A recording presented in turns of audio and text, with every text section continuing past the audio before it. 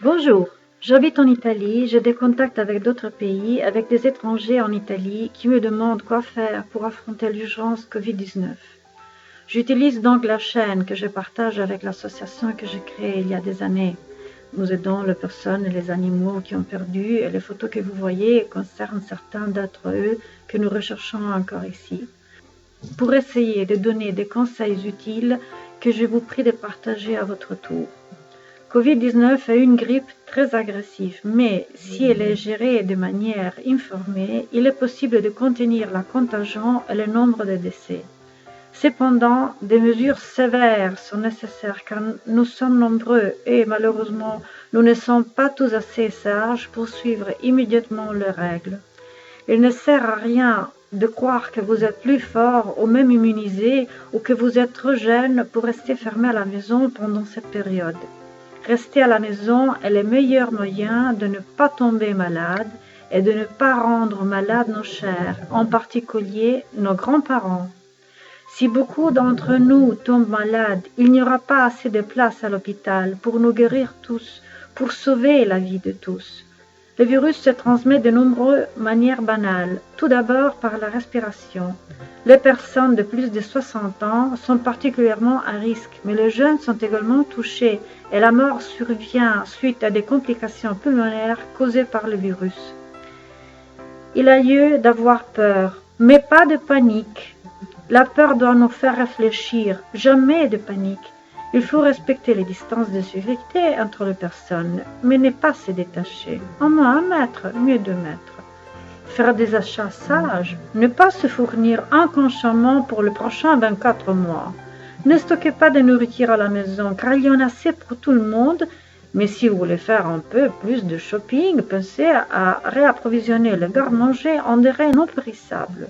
Sucre, sel, légumineux, pâtes, riz, quelques biscuits, un peu de café.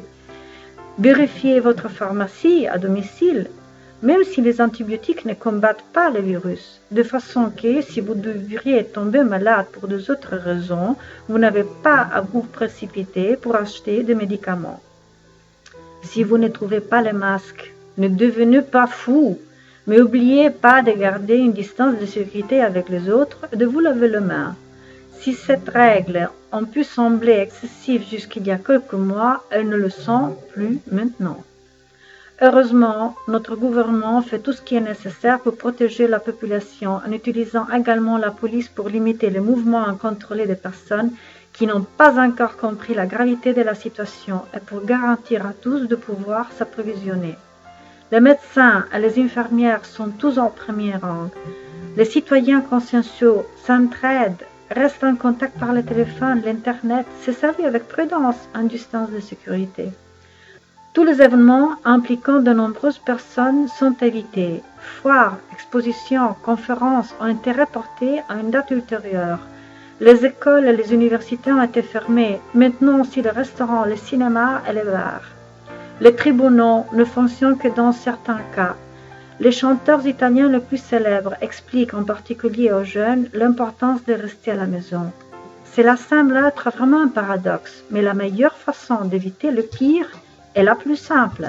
Réduire les contacts au minimum en restant et en préservant l'environnement le plus sûr que nous avons, notre maison.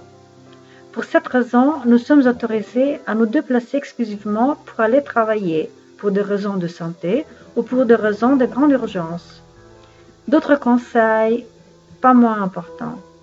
Profitons de cette opportunité pour retrouver du temps perdu, du temps pour les choses laissées de côté, du temps pour vivre en famille et avec nos animaux, du temps pour apprendre et jouer ensemble, du temps pour se rendre compte que le télétravail devient soudainement réalité et que le niveau de smog baisse à un rythme vertigineux. J'ai des amis dans les montagnes qui m'ont assuré qu'ils n'avaient jamais vu la plaine aussi claire qu'aujourd'hui. S'il est vrai qu'à certains égards, nous retenons notre souffle, il est vrai aussi que dans ce moment, la Terre a retrouvé un répit qui lui permet de respirer à nouveau. Pour la Terre, nous avons été comme Covid-19 et pour nous maintenant. Nous reviendrons pour vivre en bonne santé et en paix, mais dans cette attente, observons, apprenons, partageons et donnons le bon exemple. Cela dépend de chacun de nous si la guérison, la non-contagion sera un objectif possible pour la plupart des personnes. Nous voulons vivre pour survivre et aider les autres aussi. Oui, nous qui avons été touchés le premier. Il n'est pas nécessaire d'attendre que la bombe explose dans votre ventre. Elle doit être désamorcée tout de suite et c'est pourquoi que je fais cette vidéo. Dans le cadre ci-dessous, je signale les conseils émis par notre Institut national de la santé. Quoi faire lorsque vous avez une personne malade à la maison? Veuillez écouter, lire et transmettre les conseils à tout le monde car nous en avons tous besoin. Cette vidéo est disponible sur cette chaîne en allemand, anglais, français et italien. Merci à tous.